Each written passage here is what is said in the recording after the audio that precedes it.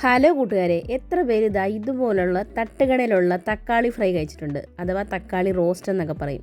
അപ്പോൾ അതെങ്ങനെയാണ് നമുക്ക് വീട്ടിൽ തന്നെ തയ്യാറാക്കുന്നത് കണ്ടാലോ? നേരെ വീഡിയോയിലേക്ക് പോകാം.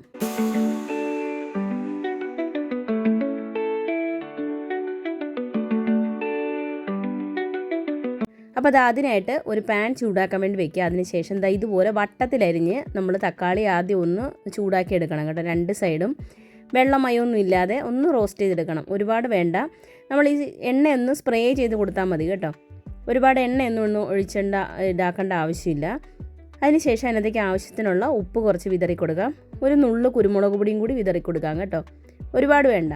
അതിനുശേഷം ഇതൊന്ന് ഒരു സൈഡ് ഒന്ന് മൂത്ത് കഴിയുമ്പോൾ മറു സൈഡ് തിരിച്ച് വിട്ടിട്ട് നമുക്കൊന്നുകൂടെ മൂപ്പിച്ചെടുക്കാം. അപ്പോൾ ഇതുപോലെ രണ്ട് സൈഡും ഒന്ന് മൂത്ത് അതിൻ്റെ വെള്ളമൊക്കെ ഒന്ന് ഇതായിട്ട് വന്ന് ഒന്ന് വലിഞ്ഞൊക്കെ നമ്മുടെ തക്കാളി ഒന്ന് വലിഞ്ഞിരിക്കും, ഒന്ന് റോസ്റ്റായി വന്നതുപോലെ ഇരിക്കുമേ. അതിനുശേഷം അത് നമുക്ക് കോരി മാറ്റാം കേട്ടോ. ഒരുപാടൊന്നും ഇതാക്കേണ്ട ആവശ്യമില്ല. ഒരു 5 മിനിറ്റത്തെ കാര്യമുള്ളൂ അത് റെഡിയാക്കാൻ. അതിനുശേഷം ഒരു പാൻ ചൂടാക്കാൻ വേണ്ടി വെച്ചിട്ടുണ്ട്. അതിനകത്തേക്ക് 1 ടേബിൾ സ്പൂൺ വെളിച്ചെണ്ണ ഒഴിച്ച് കൊടുക്കുന്നുണ്ട്. പിന്നെ വേണ്ടത് 1 ടീസ്പൂൺ വലിയ ജീരകം ഇട്ട് ഒന്ന് പൊട്ടിച്ചതിന് ശേഷം ഇതുപോലെ വട്ടത്തിലരിഞ്ഞ സവാള ഇട്ട് കൊടുക്കുവാണ്.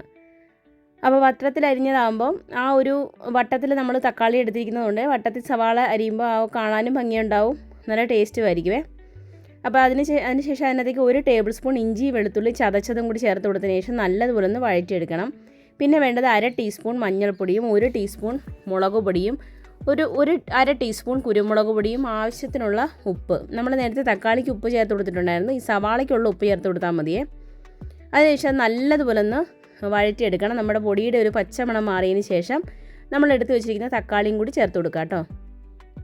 പിന്നെ ഇതിനകത്തേക്ക് വേണ്ടത് 1 ടീസ്പൂൺ സോയാ സോസും 2 ടേബിൾ സ്പൂൺ ടൊമാറ്റോ സോസും കൂടി ചേർത്ത് കൊടുക്കുന്നുണ്ട്. അതും കൂടി ഇട്ടതിന് ശേഷം നല്ല ഹൈ ഫ്ലെയിമിലിട്ട് നല്ലതുപോലെ ഒന്ന് വഴറ്റിയെടുക്കണം. നമ്മുടെ സോസിൻ്റെയൊക്കെ ഒരു പച്ചമണം മാറി ആ തക്കാളിയൊക്കെ ആയിട്ട് ഒന്ന് മിക്സായി വരുന്നിടം വരെ ഒന്ന് മിക്സ് ചെയ്തെടുക്കണം കേട്ടോ, ഒന്ന് വഴറ്റിയെടുക്കണം. അതിനുശേഷം ലാസ്റ്റ് വേണമെങ്കിൽ നിങ്ങൾക്ക് ഇതിനകത്തേക്ക് കുറച്ച് കറിവേപ്പില ഇല്ലെന്നുണ്ടെങ്കിൽ മല്ലിയില ചേർത്ത് കൊടുക്കുക കേട്ടോ. ഞാൻ മല്ലിയിലൊന്നും ചേർത്ത് കൊടുത്തിട്ടില്ല. കറിവേപ്പില വേണമെങ്കിലും കുറച്ച് ലാസ്റ്റ് ചേർത്ത് കൊടുക്കാവേ. അത്രേ ഉള്ളൂ, നമ്മുടെ തട്ടുകട സ്റ്റൈല് തക്കാളി ഫ്രൈ ഇവിടെ റെഡി ആയിട്ടുണ്ട്. അപ്പോൾ എല്ലാവരും ട്രൈ ചെയ്ത് നോക്കണേ. പുതിയൊരു വീഡിയോ ആയിട്ട് വരുന്നവരെ താങ്ക്സ് ഫോർ വാച്ചിങ്.